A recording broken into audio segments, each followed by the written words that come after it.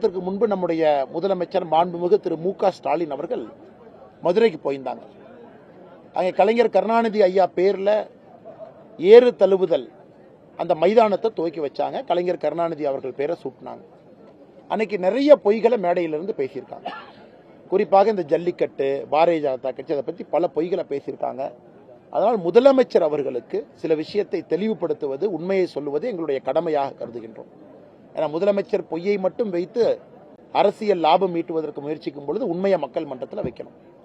இன்னைக்கு தமிழகத்தில் ஜல்லிக்கட்டு, ரேக்லா பந்தயம் நடக்குதுன்னா அதற்கு ஒரே ஒரு காரணம் நம்முடைய பாரத பிரதமர் நரேந்திர மோடி அவர்கள்.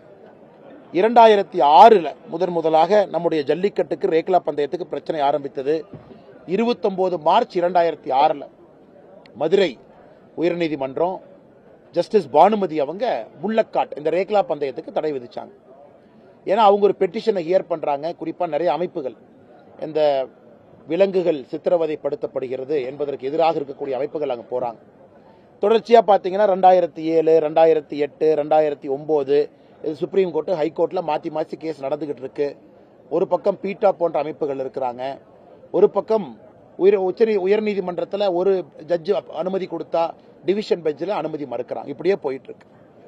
காங்கிரஸ் அப்ப இருந்த சுற்றுச்சூழல் அமைச்சர் திரு ஜெயராம் ரமேஷ் அவர்கள் ஜல்லிக்கட்டு விளையாட்டை ஒரு காட்டு மிராண்டி விளையாட்டு, பார்பாரிக் ஸ்போர்ட் என்று சொல்லுகின்றார்.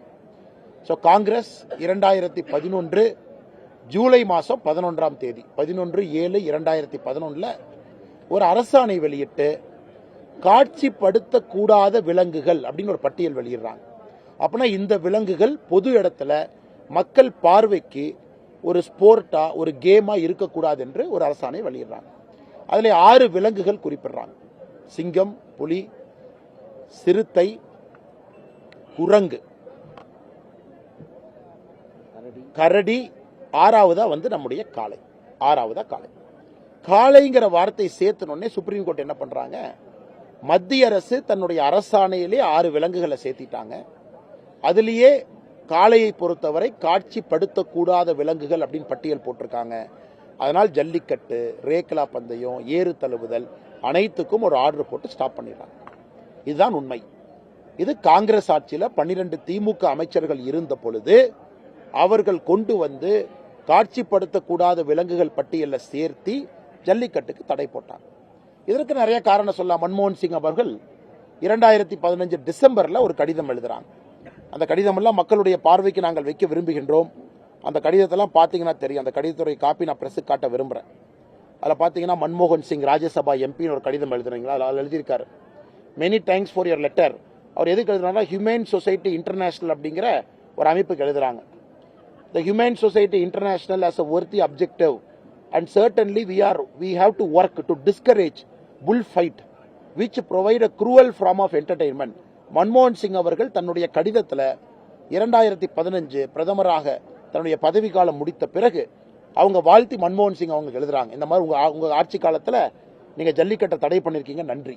அதற்கு இவர் திரும்ப பதில் கடிதம் எழுதுறாங்க. அதனால் நாம் எல்லாம் சேர்ந்து டிஸ்கரேஜ் பண்ணணும் ஜல்லிக்கட்டை, இது ஒரு குரூவல் ஃபார்ம் ஆஃப் என்டர்டெயின்மெண்ட் அப்படிங்கிறாங்க. இதே நேரத்தில் ஆட்சியில் இருக்கும் பொழுது ஜெயராம் ரமேஷ் அவர்கள் பார்பாரிக் ஸ்போர்ட்டுங்கிறாங்க.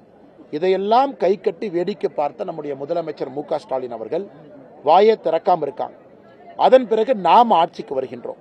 நம்ம ஆட்சிக்கு வந்த பிறகு 2016 ஜனவரி 7ஆம் தேதி, ஏன்னா இந்த சட்டத்தை மாற்ற வேண்டும், உச்சநீதிமன்றத்தினுடைய தீர்ப்பை மாற்ற வேண்டும் என்றால் அந்த ஜிஓ 2011 காங்கிரஸ் போட்ட ஜிஓ மாற்றணும். 7 ஜனவரி 2016 காட்சிப்படுத்தக்கூடாத விலங்குகள் பட்டியலில் 6வது பெயராக இருந்த காளையை நம்முடைய மத்திய அரசு நரேந்திர மோடி அவங்க வெளியே எடுக்கிறாங்க. அப்படின்னா காளையை காட்சிப்படுத்தலாம். அந்த அரசாணை கொண்டு வந்த பிறகு அதை எதிர்த்து பீட்டா மறுபடியும் சுப்ரீம் கோர்ட்டுக்கு போகுது. சுப்ரீம் கோர்ட் மறுபடியும் பேன் பண்ண முயற்சி பண்றாங்க. உங்களுக்கு தெரியும், தமிழ்நாட்டில் போராட்டம் நடக்குது. நிர்மலா சீதாராமன் அவர்கள் இங்க வர்றாங்க. மாநில அரசு ஆர்டினன்ஸ் இயற்ற சொல்றாங்க. இவங்க ஆர்டினன்ஸ் இயற்றவுடன் 3 மணி நேரத்தில் 3 அமைச்சரவை ஒப்புதல் கொடுக்கிறாங்க. அதன் பிறகு ஜல்லிக்கட்டு நடத்தினாலும் கூட உச்சநீதிமன்றத்தில் தொடர்ந்து பெட்டிஷன் போட்டுக்கிட்டே இருக்காங்க. கடைசியாக நமக்கு 18 மே 2023 நம்ம சாலிசிட்டர் ஜெனரல் துஷார் மேத்தா அவங்க போய் இந்த கேஸை வாதாடி மத்திய அரசனுடைய தரப்பை வைக்கிறாங்க. மத்திய அரசு ஜல்லிக்கட்டுக்கு, ரேக்லாவுக்கு, கம்பலாக்கு முழு ஆதரவாக இருக்கிறது என்கின்ற தரப்பு மத்திய அரசு வைத்த பிறகு 23 மே 2023 ஜல்லிக்கட்டின் மீது இருந்த பேட்ச் ஆஃப் பெட்டிஷன்ஸ் எல்லாத்தையும் டிஸ்மிஸ் பண்றாங்க. அதனால் இந்த ரேக்லா போட்டிக்கு மோடி ரேக்லா என்கின்ற பெயர் முழு பொருத்தமானது.